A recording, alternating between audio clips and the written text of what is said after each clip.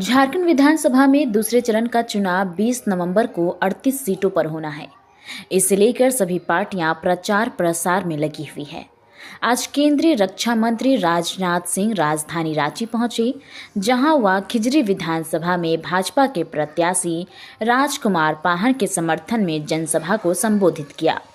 भाजपा प्रत्याशी राजकुमार पाहन ने कहा कि पिछली सरकार 2019 में जिन वादों के साथ सत्ता में आई थी वह पूरा नहीं कर पाई। ना रोजगार मिला और ना ही बेरोजगारों को बेरोजगारी भत्ता। राजकुमार पाहन ने कहा कि जल जंगल जमीन के मुद्दे पर यूपीए की सरकार बनी है, लेकिन उनके ही शासनकाल में सबसे ज्यादा जमीन को लूटा गया है।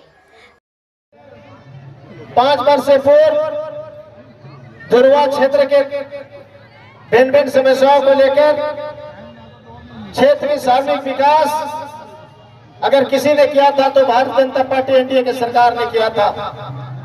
परंतु जिस तरह से 5 साल के दरमियान यहाँ के नौजवान साथियों को बेरोजगारी भत्ता के नाम पर, चाहे यहाँ के 5 लाख लोगों को रोजगार देने के नाम पर, जिस तरह से पिछली बार 2019 में यूपीए गठबंधन पार्टी ने यहाँ के जनता को गुमराह करके और सत्ता में हासिल हुआ, परंतु 5 साल के दरमियान न तो इस क्षेत्र में सार्वजनिक कोई विकास हुआ है और न तो बेरोजगारी को रोजगार मिला।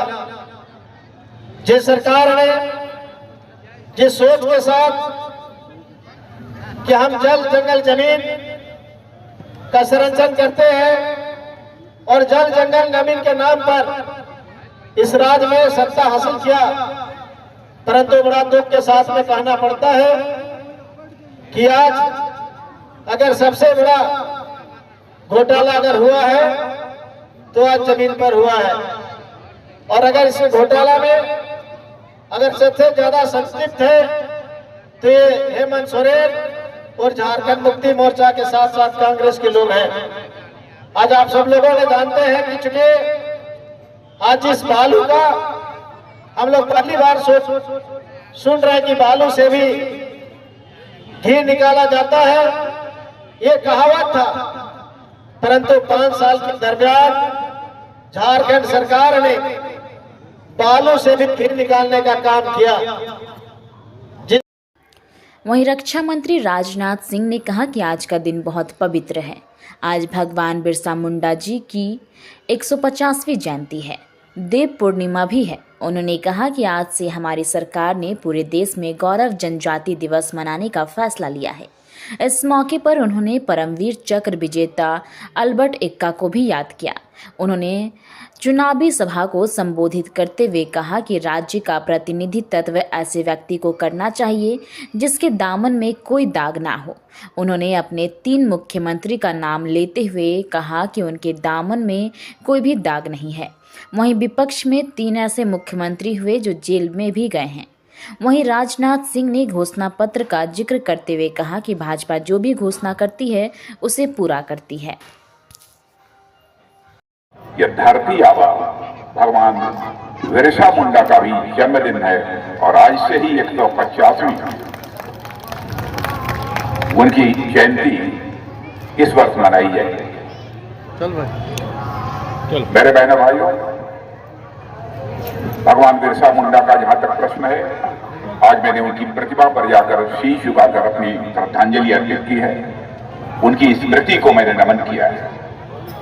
भारत की आजादी में उन्होंने जिस तरीके से संघर्ष किया है, मैं समझता हूं कि भावी पीढ़ी को सदैव उससे प्रेरणा मिलती रहेगी, ऐसा मेरा पक्का विश्वास है। हमारी सरकार ने फैसला किया है कि 15 नवंबर को इस बार सारे देश में पूरे 1 वर्ष तक जनजातीय गौरव दिवस के कार्यक्रम स्थान स्थान पर किए जाएंगे। एक भी राज्य, एक भी यूनियन टेरिटरी नहीं छूटेगी जहां पर कि भगवान बिरसा मुंडा के जन्मदिन की इस 150वीं जो जयंती चल रही है, इस अवसर पर कहीं न कहीं कोई सार्वजनिक कार्यक्रम न हो, यह हम लोगों ने फैसला किया है। और साथ ही साथ झारखंड के लोग सौभाग्यशाली हैं जहां पर भगवान बिरसा मुंडा जैसे शख्सियत पैदा हुई। वहीं पर परमवीर चक्र विजेता एल्बर्ट अक्का भी इसी झारखंड की धरती पर आदिवासी मां की कोख से पैदा हुए। और आप सभी जानते हैं कि उनका क्या योगदान है, और उनके सम्मान में हमारी सरकार ने अंडमान में एक द्वीप का भी नाम रखा है।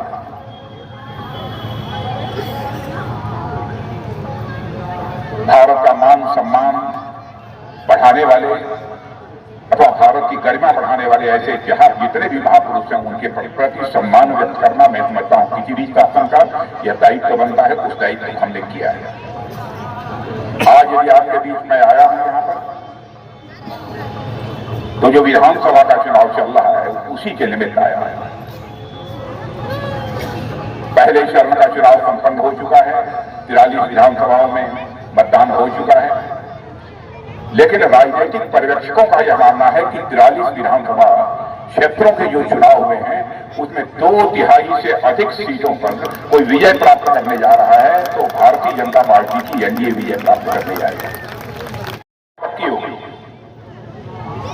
लेकिन मैं झारखंड के सभी बहनों भाइयों से मैं कहना चाहता हूं, झारखंड का नेतृत्व करने वाला व्यक्ति ऐसा होना चाहिए जिसके दामन के ऊपर कोई दाग न लगी हुई। यह कैसी विडंबना है कि अटल जी ने जीता हसरत के साथ और जिस भाव के साथ झारखंड नए राज्य का सृजन किया था,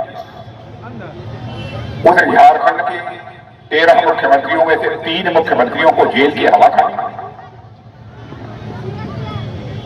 लेकिन मैं गर्व के साथ कह सकता हूं मेरे बहनों भाइयों कि हमारे 3 मुख्यमंत्री, चाहे श्री बाबूलाल मरांडी रहे हों, चाहे श्री रघुवर दास रहे हों, चाहे श्री अर्जुन मुंडा रहे हों, कोई मां का लाल उंगली उठाकर नहीं कह सकता कि उनके दामन के ऊपर कोई भ्रष्टाचार की दाग नहीं।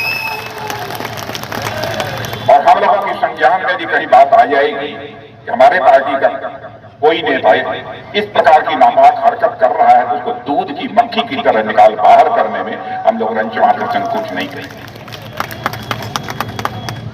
और साथ ही मैं यह भी आपको यकीन दिलाना चाहता हूं, भारतीय जनता पार्टी हिंदुस्तान की एक ऐसी राजनीतिक पार्टी है जो कहती है वह करती है। हमारे कहने और करने में कभी अंतर नहीं रहा। यहां जितने लोग भी बैठे हैं, मैं प्रेस के दोस्तों से भी कहना चाहता हूं, हमारी कोई भी बात यदि गलत हो तो आप प्रेस में उसे हाईलाइट कर दीजिए और कहिए कि राजनाथ सिंह झूठ बोल कर गए। बहनों भाइयों, यदि हमारी गलती होगी तो उसके लिए मैं क्षमा मांगूंगा, क्योंकि जिंदगी में यदि हमने राजनीति की है तो जनता की आंखों में धूल झोंक कर राजनीति नहीं की है, जनता की आंखों में आंख डालकर राजनीति की है।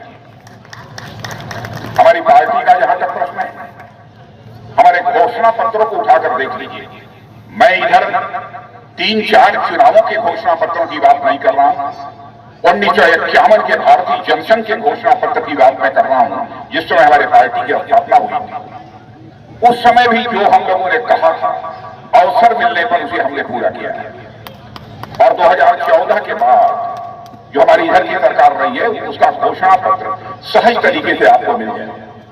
उन घोषणा पत्रों को भी आप उठाकर देखिए, जो जो बातें हम लोगों ने कही थी अक्षरशः सारे वादों को हम लोगों ने पूरा किया। मेरे बहनों भाइयों, इनके पास कोई जैसा कि एक रूपरेखा होनी चाहिए इस देश को आगे ले जाने की, ऐसी कोई रूपरेखा इनके पास नहीं है। इसलिए मैं आप सबसे यही निवेदन करते आया हूं, किसी के बहकावे में हम लोगों को आने की जरूरत नहीं है। भारतीय जनता पार्टी को आपका समर्थन मिलना चाहिए। और अभी हाल में जो भारतीय जनता पार्टी को कामयाबी हासिल हो रही है, 42-43 सीटों में जिस प्रकार के संकेत अब तक मिल रहे हैं, अब उससे यह बात है पूरी तरह से साफ हो गई है कि अब यहां पर हमारी भाजपा के नेतृत्व की एनडीए सरकार 2/3 बहुमत से सरकार अपनी बनाने जा रही है।